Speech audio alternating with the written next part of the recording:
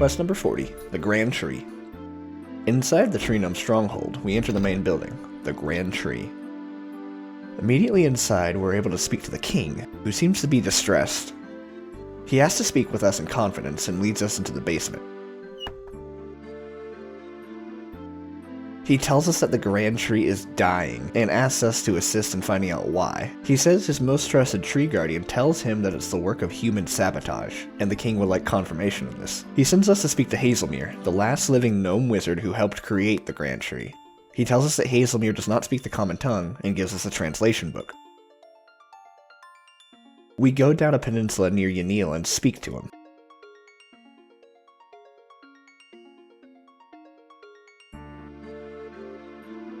Hazelmere speaks in an ancient gnomish language. We asked him to write down what he's saying. Using the translation book, a man came to me with the king's seal. I gave the man Daconia rocks, and Daconia rocks will kill the tree. We return to the king with his message. He explains the Daconia rocks are the only thing that could harm the tree, created by Hazelmere as a safety measure in case the tree grew out of control. He tells us to report our findings to the head tree guardian, Gluff. We find Gluff in his home nearby and find out that he has a hatred towards humans. He accuses mankind of planning an invasion and sends us away. We return to the king again, who tells us Gluff has already made an arrest. A human was found nearby possessing Daconia rocks. We speak to the prisoner, who explains he was doing as he was told. He says Gluff hired him to get rocks from Hazelmere and returned them to the tree for weeks. We go back into Gluff's home and find a journal, incriminating him of instigating aggression between humans and gnomes. We confront him about it and he has us arrested.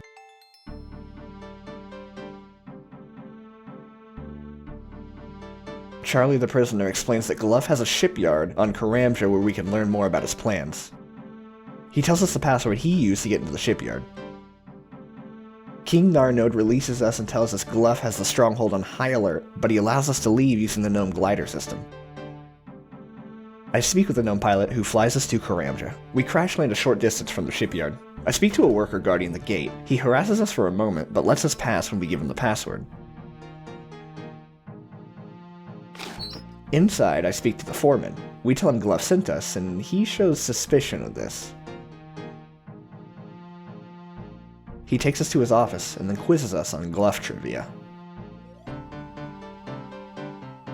When we answer his questions, he explains that they are working on making battleships for a gnomish invasion on Port Sarum. He gives us the lumber order for the ships and sends us back to Gluff. We need more evidence to convince King Narnode of Gluff's treachery. Charlie tells us that he overheard Gluff say he left his keys with Anita, his girlfriend. We go to her home, and she recognizes us as she's seen us with the king. She asks us for a favor in returning Gluff the key that he left last night. We happily accept and go back to Gluff's home. We open his chest and find the plans tactically detailing Gluff's invasion.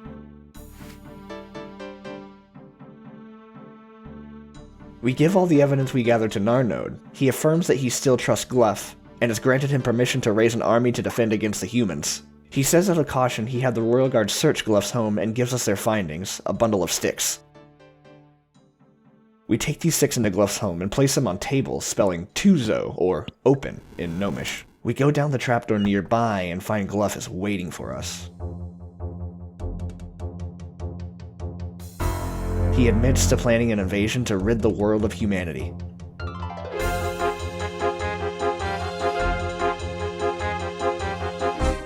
We tell him he won't get away with it, and he summons a demon.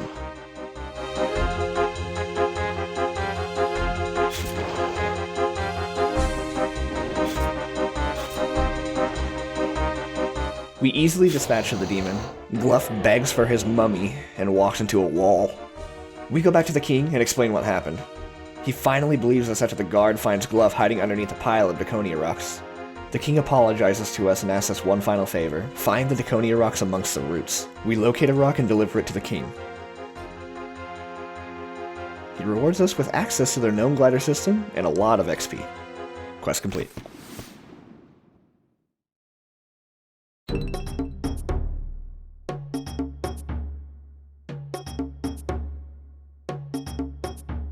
Quest number 41, Shiloh Village, the first quest of 2003.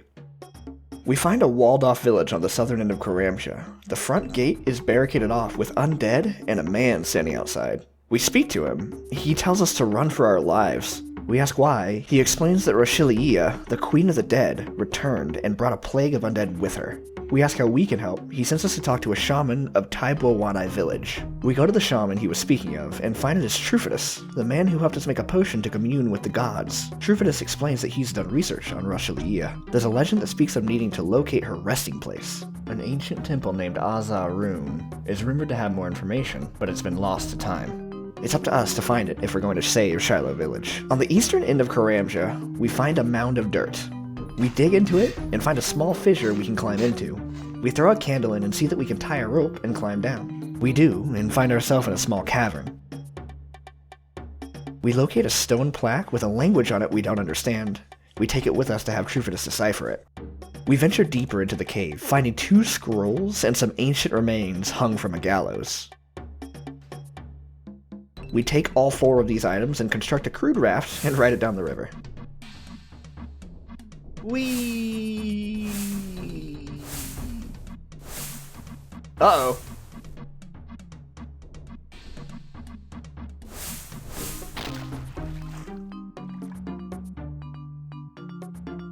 We read the tattered scroll. It reads of Shiloh, the queen of these lands in ancient times. She swore herself to Zamorak to bring back her dead son, Bavarius. Instead of bringing him back, however, he was raised as a zombie and terrorized the king and queen. Eventually, they were able to burn him until he was only bone and seal him underground. The other scroll reads of Shiloh's fall into madness. She became a bloodthirsty murderer and strangled people in their sleep. We show all 4 items to Trufidus. He confirms these must have come from the Temple of Azarun. The stone tablet mentions that the traitor Zadamus was buried there, and confirms the remains from the gallows are his. Trufidus recommends we bury Zadamus in the center of their village, which is a holy site. We bury it in front of the holy statue nearby. Zadamus' spirit apparates and thanks us for releasing him by telling us, "I am the key, but only kin may approach her." A single sliver of bone forces its way up through the ground, which I take. I show it to Trufidus. He says that we will likely need something from Bavarius' tomb to take on Shiloh.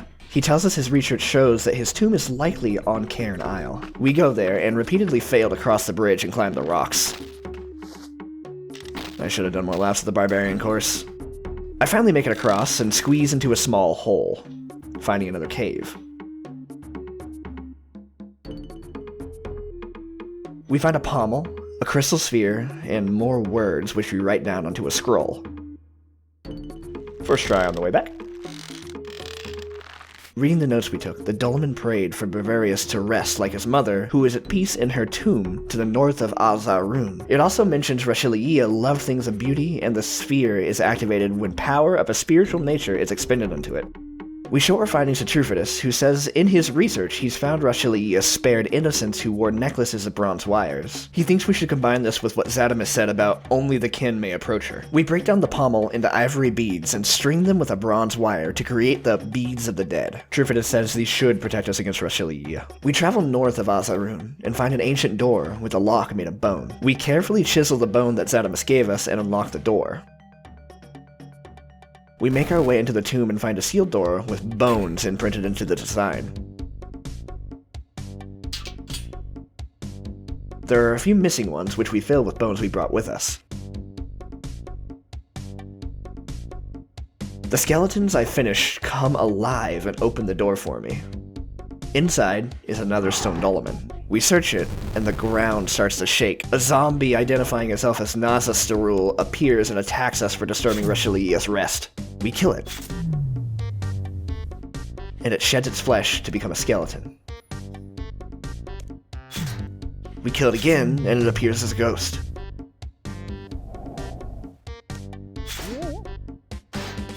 Destroying the ghost, he curses us in Zamorak's name, and the remains of a mummified female appear on the dolmen. We take them and go to leave the tomb, but find the door is locked. Oh no, I'm gonna be stuck in here forever. How will I ever get out? I'm too young to die! We use the bone key and exit without issue. Using the clues we've learned, we know that Shiloh wants nothing more than to be reunited with her son. We take her remains to Bavarius' tomb, first try by the way, and bury her near the dolmen. The spirit of Shiloh appears and tells us we have lifted the corruption on her caused by Zamorak. Her centuries of suffering and anger are over. Quest complete. After the quest, we return to Mosul Ray, who says they were able to dispatch what undead remained after Shalia's cleansing, and guides us to the village safely. We now have access to Shiloh village. We sell the artifacts we gathered to a local antique collector for 2,000 gold. Quest number 42, Underground Pass.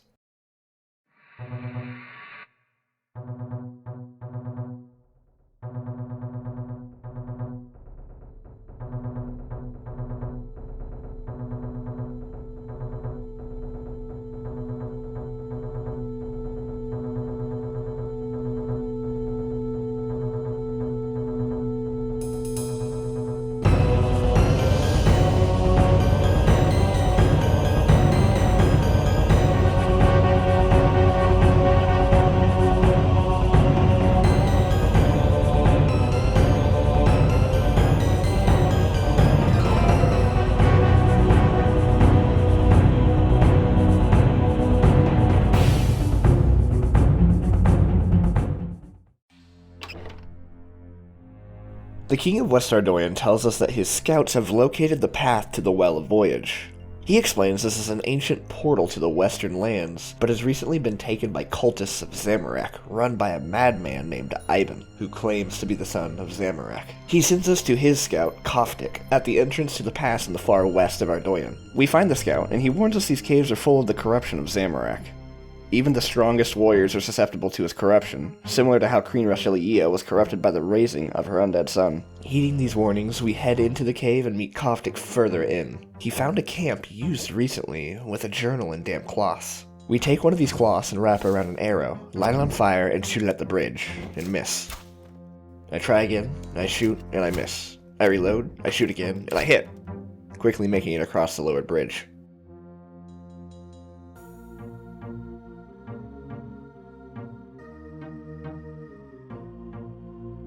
Blood, pain, and hate.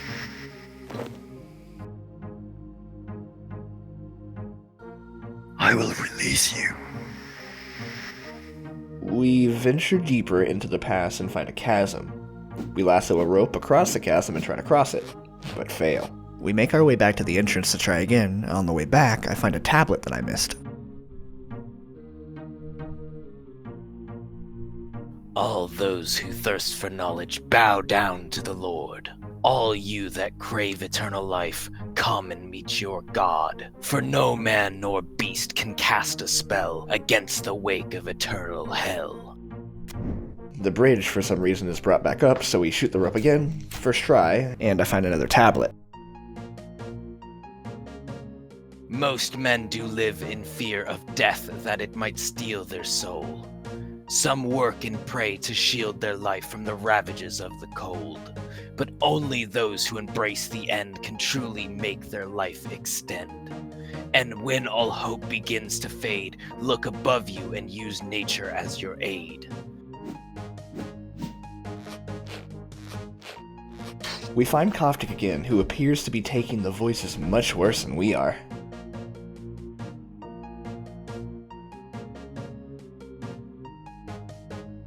This room is infamous for its randomness, a 5x5 grid with only one correct path across, and it's different for every account created. It could take me hours to get across this.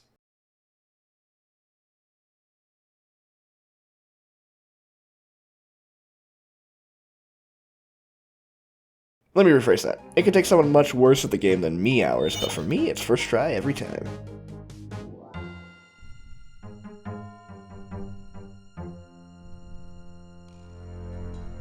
We venture deeper and find a stone tablet.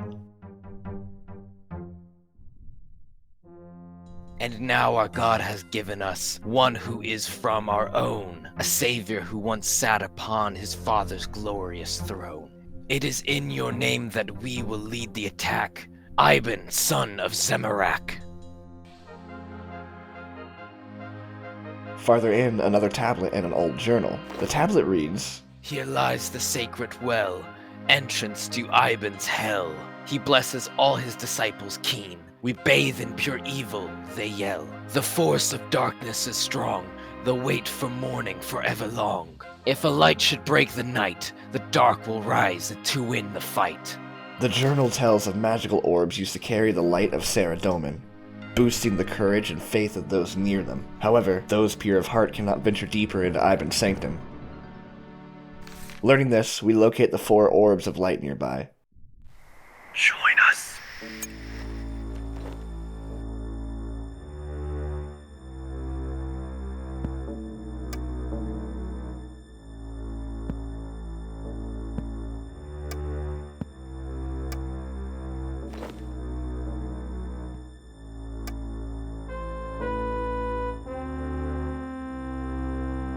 I see you, adventurer.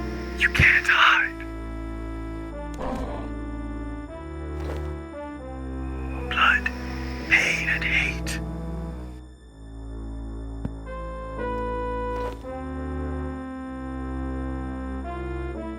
We take them all and incinerate them, destroying their purity and returning this area into the darkness of evil, allowing us to go down the well. We find ourselves in a sort of prison area full of goblins with human slaves as prisoners. They appear to be losing their minds. We dig through one of the cells and find ourselves in a maze-like obstacle course. I definitely make it on my first try.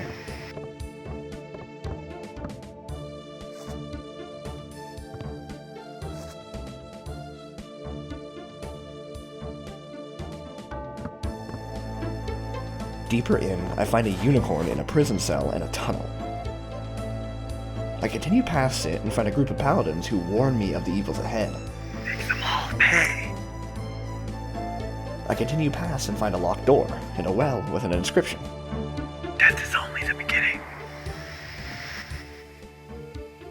While I sense the soft beating of a good heart, I will not open. Feed me 3 crests of the blessed and the creature's remains. Throw them to me as an offering, a gift of hatred, a token. Then, finally rejoice as all goodness dies in my flames. Knowing what I must do, I return to the unicorn, taking a loose railing from its cell. Above the cell is a conveniently placed boulder.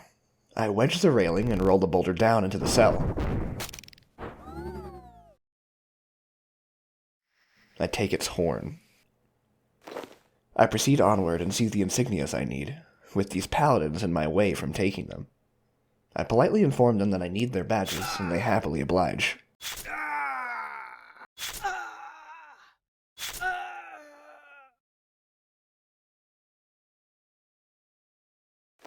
I give my offerings to the well, and I'm blessed with the door unlocking.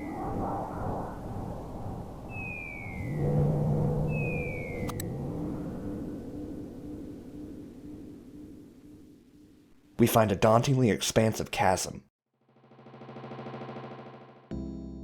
We scan the perimeter and find a tunnel leading downwards. Koftik congratulates me on dealing with the paladins, but he's clearly gone mad by the whispers and tells me I killed them, and suggests I kill the dwarves camping nearby.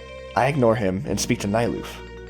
He tells us they've been down here for decades, and the Well of Voyage has been corrupted into a portal into Zamorak's darkest realms. He says we must destroy Iban if we're to cleanse it, and suggests we get information on how to do so from the witch living there, Iban's only confidant. Nyluf also gives me some food for my journey. We find the witch's house. We peek into her window and find that the witch is looking for a cat. We find the cat nearby and place it outside her door. She takes the cat inside and all her attention is on the cat. I sneak in and steal the items from the chest nearby. A wooden doll, 2 potions, and a book labeled History of Iban. Reading the book, we learn it was written by Cardia, the witch. It explains Iban was a black knight who had slain hundreds of enemies with a great ambition, the desire to corrupt his own soldiers to better serve the force of evil, creating mindless husks that he called soulless, that would do anything he wanted. Ivan never got to achieve these ambitions before his death at the hands of the White Knights. Cardia vowed to resurrect him and detailed her process. She took a small doll and melded it with Iban's flesh. The blood of a giant spider from these caves, the essence of shadow held by 3 demons now bound here, and the bones of an innocent dove, strangled to death. Finally, I had to make the most unique thing, the one element that separates man from all other beasts, his conscience. A zombie has no mind, a creature, born of bloodlust, destruction. But for all Ivan's life, he chose to take the path of darkness, the road of evil. Driven by this unholy ambition, his potential grew, and now I could harness the residue of his existence that remains trapped in this dark place to the fullest.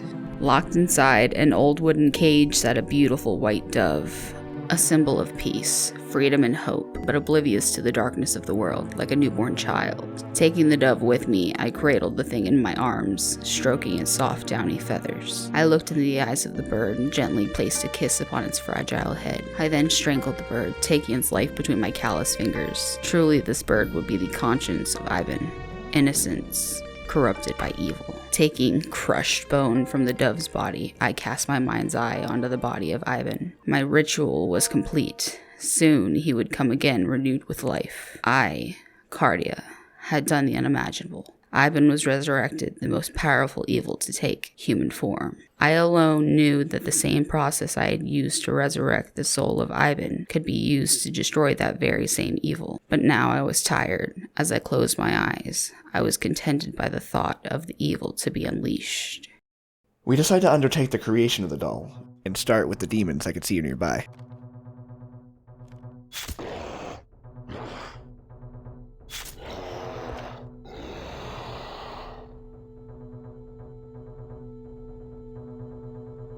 I kill all 3 of them and loot their amulets. I use the amulets to break the lock on a nearby chest, and take the liquid shadow from inside and smear it on the doll.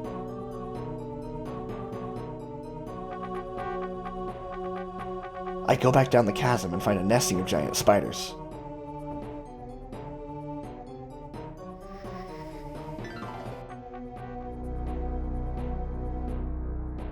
I kill the largest of them and smear its blood over the doll.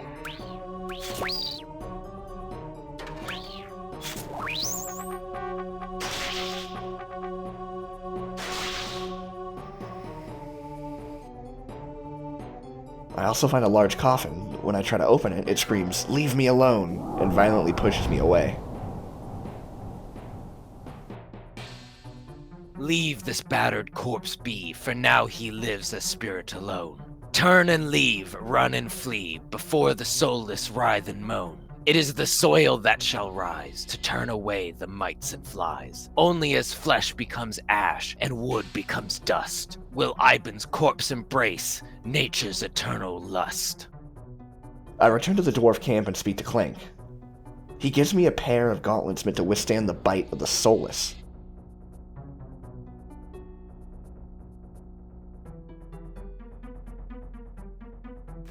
I also fill a bucket of dwarven alcohol. I dump the alcohol onto the coffin and set it ablaze.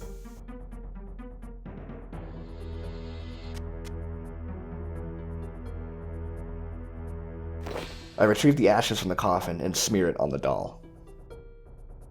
Blood, pain, and hate.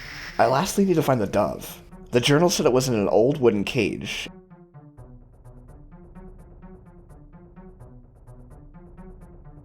In the northwestern end of the upper level, I find half soulless trapped in small cages. I equip Clink's gauntlets and search the cage, taking the remains of the dove.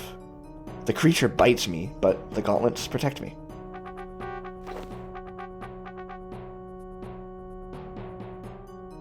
I smear the remains on the doll, completing the effigy. I head to the center of the chasm and find a group of Ivan's disciples. I kill one and wear his robes, granting me access to Ivan's chambers. Make them all pay.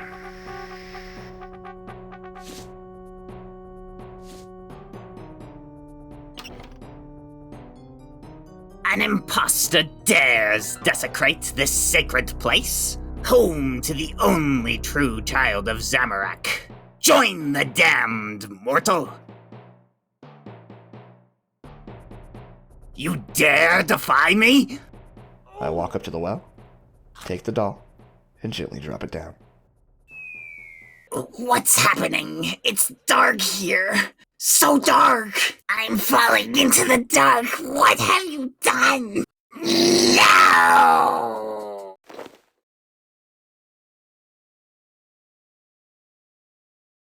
I find myself in a small tunnel, and am reunited with Koftik.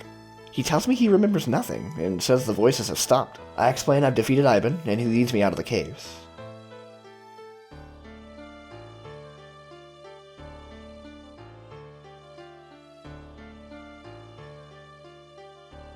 We return to King Lothus and tell him of our success.